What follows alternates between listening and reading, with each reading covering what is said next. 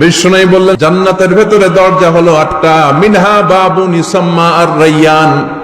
8টা দরজার মধ্যে স্পেশাল একটা দরজা আছে, দরজাটার নাম হলো রায়্যান।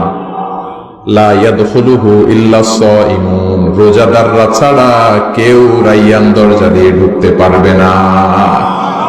যারা রোজা রেখেছেন তাদের জন্য এন্ট্রি দেয়া হবে এই দরজা দিয়ে ঢুকার।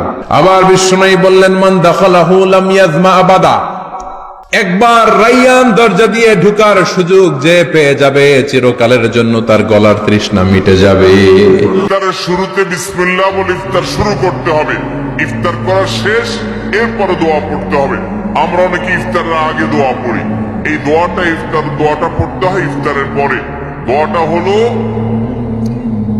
যাহাবাজ জামা ওয়াবতাল্লাতিল উরুক ওয়া সাবাতাল আজরু ইনশাআল্লাহ।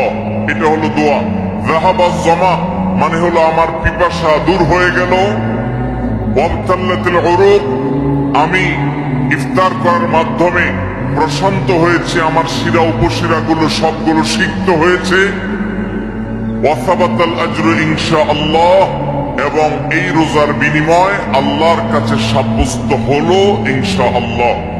এই দোয়া পাঠ করা সুন্নাহ। তাহলে ইফতারের পর আমরা এই দোয়া পড়বো।